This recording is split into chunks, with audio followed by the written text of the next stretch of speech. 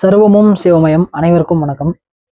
இந்த ஞான நுணுக்கம் வகைகள்ல அடுத்து நம்ம பார்க்க போறது, கடைசியா சொல்லியிருந்தேன், இந்த தானம் பொய்யே அப்படின்னு ஒரு கோட் இருக்குங்க அப்படின்னு. இதை கேட்கும் போதே உங்க எல்லாத்துக்கும் தோணும், எப்படிங்க அதெல்லாம்? எங்களோட குருஜிகள் எல்லாருமே தானம் பண்றதுக்காக பல லட்சம் செலவு பண்றாங்க, தானம் பண்ணி தானம் பண்ணாதான் இதுங்கிறாங்க. தானமும் தவமுமே சிறப்பு, அரிது அரிது மானிடராய் பிறத்தல் அரிது, கூன் கோ குருடு செவிடு வேடு நீங்கி பிறத்தல் அரிது, அதுலயும் அரிது தானமும் தவமும் செய்தல் அரிதுன்னு ஔவையாரே சொல்றாங்க. நீங்க எப்படிங்க தானம் பொய்ன்னு சொல்றீங்கன்னு? அந்த ஔவையாருக்கே குருன்னு ஒருத்தர் இருந்தாரு. அவருக்கு பேர் முருகப்பெருமான்னு பேரு, சரிங்களா? அகத்தியருக்கும் குரு அவர் தான். அவர் என்ன சொல்றாரு அப்படின்னா, தெளிவா ஒரு விஷயத்த இந்த இடத்துல எடுத்து சொல்றாரு. தானம் அப்படிங்கிறது எல்லாமே பொய் வேலைப்பா அப்படிங்கிறது. அதுக்கான பிராக்டிக்கலான தெளிவான விளக்கத்தையும் அவரும் கொடுத்திருக்காரு. அதோட சேர்த்து என்னோட அனுபவ ஞானத்தையும் இந்த இடத்துல நான் உங்களுக்கு அதையும் சேர்த்து கொடுக்குறேன். இந்த அவர் ஒண்ணுன்னா நான் அவர் கூட கொஞ்சம் இருக்கேன் அப்படின்னா, அது ரெண்டையும் சேர்த்து உங்களுக்கு கொடுக்கும்போது இது பெரிய ஒரு ஆட்டம் பாம் மாதிரி டிஎன்டி எக்ஸ்ப்ளோசிவ் மாதிரி நிற்கும். இதை தெரிஞ்சுக்கிட்டீங்க அப்படின்னா, தானம் தவம் எங்க பண்ணணும், தானம் எந்த இடத்துல பண்ணணும், யாருக்கு பண்ணணும், எப்படி பண்ணணுங்கிற விளக்கம் புரியும்.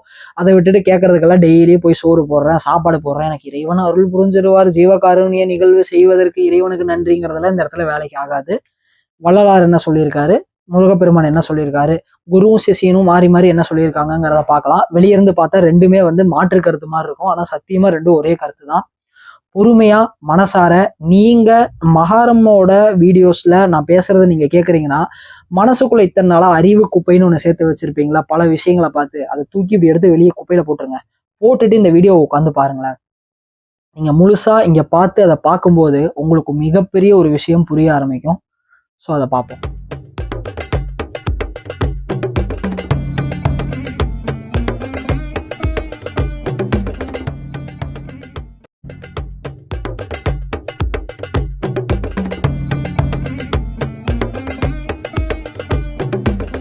நேரா நம்ம என்ன பண்ணலாம், பாடலுக்குள்ள இறங்கிடலாம். இந்த பாடல்னு சொல்லும் போது எனக்கு ஒரு சின்ன விஷயம் ஞாபகம் வருது. என்ன அப்படின்னா, நான் நிஜமா நான் இப்போ அதான் சொல்லுவேன், சித்தர் பாடல்கள்ல நிறைய இடங்கள்ல நிறைய பாடல்கள் மாற்றப்பட்டு இருக்கு, திரிக்கப்பட்டு இருக்குன்னு. இது புரியாத சில அறிவிலி மக்கள் என்ன பண்றாங்க அப்படின்னா, பாட்டே பொய்ன்னு நான் சொன்னேன் அப்படிங்கிற மாதிரி சொல்றாங்க. ஸோ அதுக்காக தான் இந்த விஷயத்த நான் இந்த இடத்துல சொல்றேன்.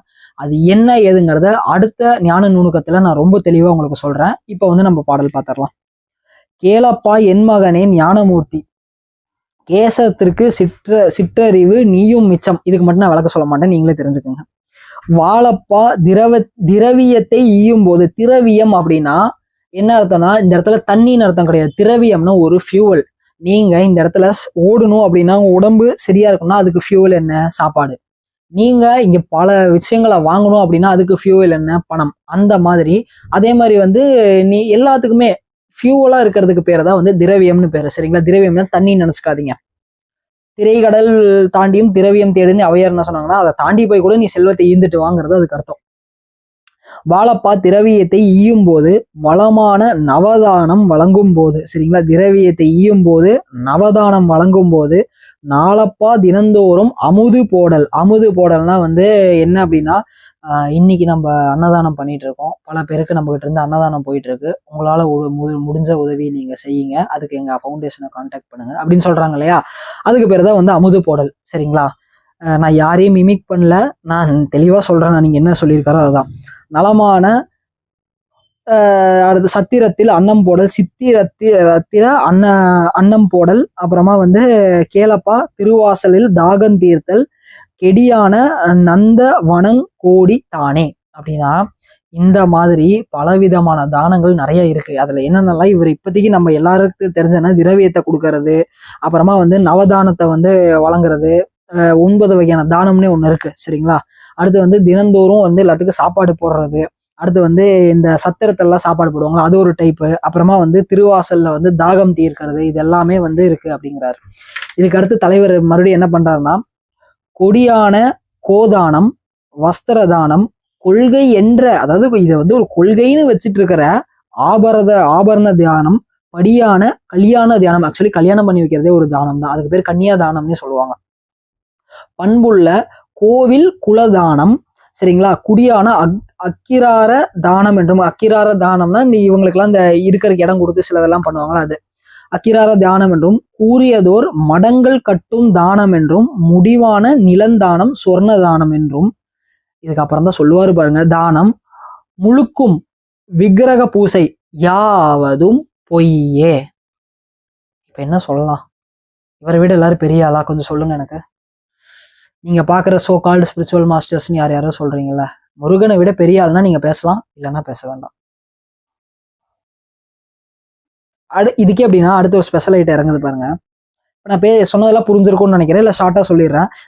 இந்த கோதானம்னா வந்து இந்த மாடுகளை தானம் பண்றது, வஸ்திரம், இந்த துணிகள் தானம் பண்றது, அடுத்து வந்து ஆபரணத்தை தியானம் பண்றது, கல்யாணம் பண்ணி வைக்கிறது, கோவிலுக்கு குளம் தரது, அக்ரகாரம் கட்டி தரது, அடுத்து வந்து மடங்கள் கட்டி தரது, குடமுழுக்கு பண்றது, இந்த விக்கிரகத்துக்கு வந்து பூசை பண்றதுக்கு, இது எல்லாமே இந்த சிலர்லாம் பண்ணுவாங்களா. இன்னைக்கு கட்டளை கட்டினவங்க மட்டும் வாங்க, இன்னைக்கு காசு கட்டினவங்களை இது பேர் வேற பெருசா எழுதி போடுவாங்க, டேஷ் அண்ட் டேஷ் அண்ட் கோ. அதாவது அந்த இடத்துல நீங்க எந்த பேர் வேணாலும் ஃபில் பண்ணிக்க. ஸ்பெசிஃபிக்கா நம்ம எதனா பேர் சொன்னா பிரச்சனை இருக்கும்போது, இவர் மற்றும் இவர் குடும்பத்தினர் இன்று மனமகிழ்ந்து வழங்கும் அன்னதான விழா, கும்பாபிஷேக விழா, கிரகப்பிரவேச விழா அசிங்கமா இல்லையா உங்களுக்கு எல்லாம் அப்படின்னு முருகப்பெருமான் கேட்கிறாரு. ஏன் கேட்கிறாருங்கிறத பின்னாடி பாருங்க. பொய்யப்பா ஈவதெல்லாம் வீண்தான் ஆகும். இது எல்லாமே பொய். நீ தானம் தர்மம் பண்றங்கிறதே ஒரு ஃப்ராடு வேலை. அது எல்லாமே வந்து வீண், வேஸ்ட். புறப்பதற்கு செய்வார்கள் தேச மாந்தர். இத தேசத்துல இருக்கவங்க சும்மா செய்யறாங்க. இதுக்கெல்லாம் நீங்க கொஞ்சம் கொஞ்சம் விளக்கம் பார்த்துக்கோங்க. பெய்யப்பா சொல்பாரில் நெல்லை இட்டால் பருவமுடன் காலம் நெல்லே ஆகும்.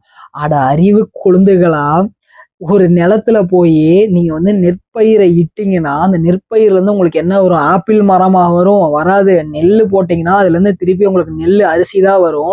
வேற என்ன வரும்னு கேட்கறாரு. அதாகப்பட்டது நீங்க ஒருத்தனுக்கு சாப்பாடை தானமா வழங்குனீங்கன்னா உங்களுக்கு திருப்பி சாப்பாடு தான் வருமே தவிர ஆன்மீகமோ ஞானமோ வராதுன்னு அழகா சொல்றாரு. நீங்க ஒருத்தனுக்கு போய் வஸ்திர தானம், துணி கொடுத்தீங்க அப்படின்னா உங்களுக்கு திருப்பி இறைவன் வரமாட்டான், ஞானம் வராது. அதுக்கு பதிலாக இந்த உலகத்துல நீ வாழ்ற வரைக்கும் துணிக்கு பஞ்சம் இல்லாம நீ எத்தனை ஜென்மம் எடுத்தாலும் வாழுவேன்னு சொல்றாரு. என்ன பண்ணலாம் இப்ப நீங்களே சொல்லுங்க. அடுத்த லைன் படிக்கிறேன் கேளுங்க, முழுசா கேட்டுருங்க. கேட்டுட்டு அப்புறம் வருத்தப்படலாம் எல்லாருமே. கையப்பா ஈவது கண்டிப்பாய் இருந்தால் கண்டிப்பாய் வந்ததடுவே தோணும். நான் கொஞ்சம் கொஞ்சம் ஷார்ட் பண்ணி படிச்சிடறேன் சில வேர்ட்ஸ் எல்லாம். மெய்யப்பா சொன்னேனின் ஈதலுக்குள்ளே விவரம் அதை எனக்குன் விளம்பினேனே. அவ்வளவுதான், இதுக்குள்ள இருக்கிறது எல்லாமே சொல்லிட்டேன் நானு அப்படிங்கிறாரு. அப்போ இந்த இடத்துல அவர் என்ன பண்ண சொல்றாருன்னு கொஞ்சம் யோசிச்சு பாருங்களேன்.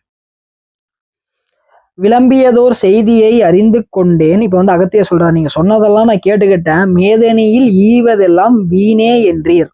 எல்லாமே வீணுன்னு சொல்லிட்டீங்க. அப்ப என்னதான் நான் இங்க பண்றது அப்படின்னு வந்து கேக்குறாரு.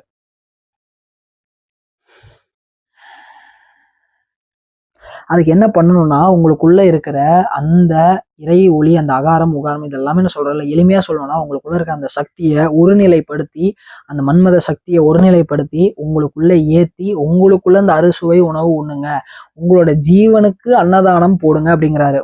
சரிங்களா? இப்ப வள்ளலார் சொன்னதை எடுத்துக்கலாம். வள்ளலார் என்ன சொன்னாருன்னு இது வரைக்கும் நமக்கு எல்லாத்துக்கும் தெரியும். உயிர்களோட பசியை நீக்கணும் அப்படின்னு சொன்னாரு. சரிங்களா?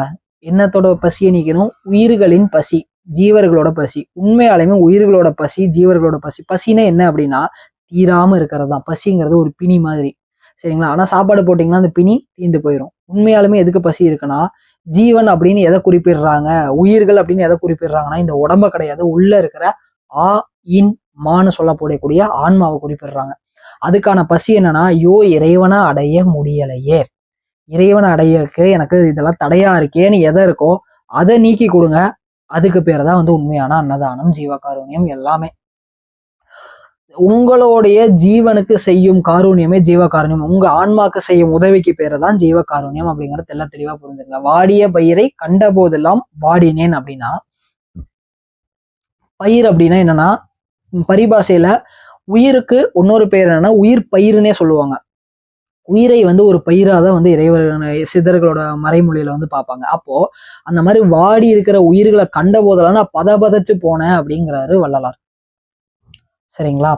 அப்போ இந்த இடத்துல எதை வந்து நம்ம தானமா கொடுக்கணும் அப்படின்னா, ஞானத்தை முதல்ல உங்க ஆன்மாக்கு தானமா கொடுங்க.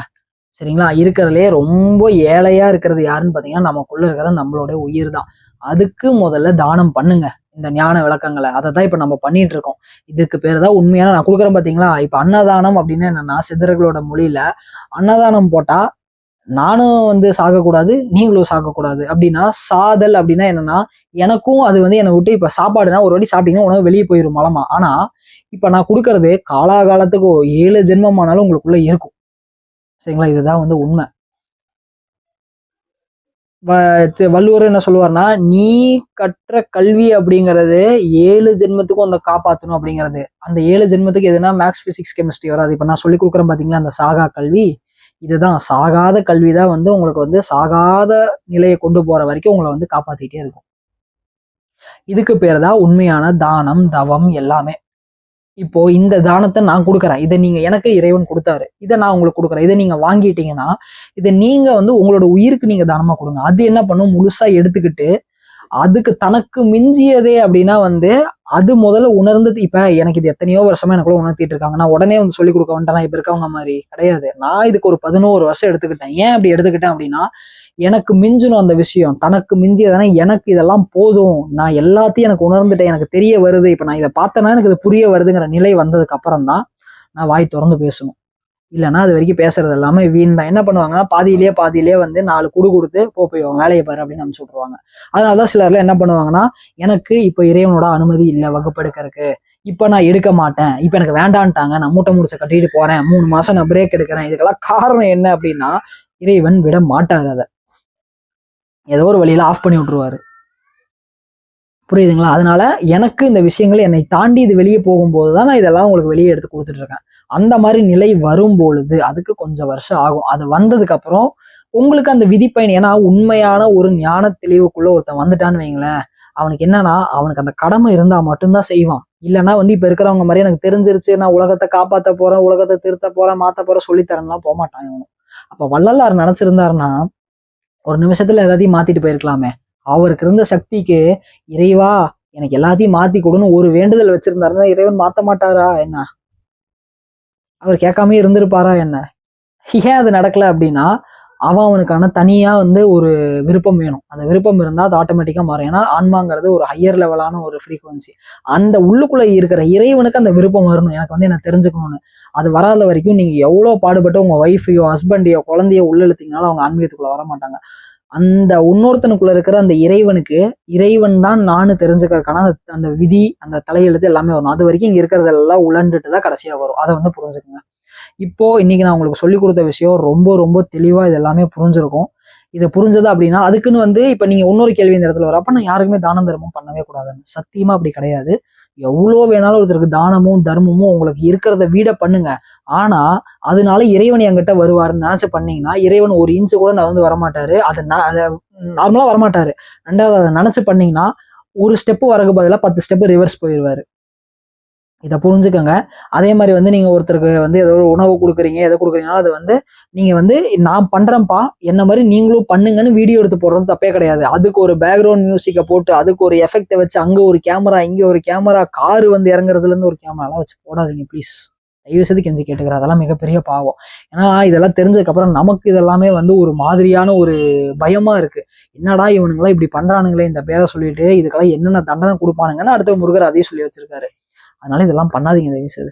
சரிங்களா? அதே மாதிரி மாமிசம் அது இது இந்த மதுபானம் இதுலெல்லாம் கையை வச்சுட்டு குடிச்சிட்டு ஒரு மாதிரி ஒழுக்கம் கெட்டு இருந்துட்டு ஆன்மீகம் சொல்லி தராதீங்க யாருமே. அதெல்லாம் மிகப்பெரிய பாவம். நான் தயவு செய்து கெஞ்சி கேட்டுக்கிறேன் அது எல்லாத்தையுமே. ஏன்னா இந்த இடத்துல நமக்கு முக்கியம் இவங்களோட ஒரு இதுதானே தவிர அதை தாண்டி வேற எதுவுமே கிடையாது.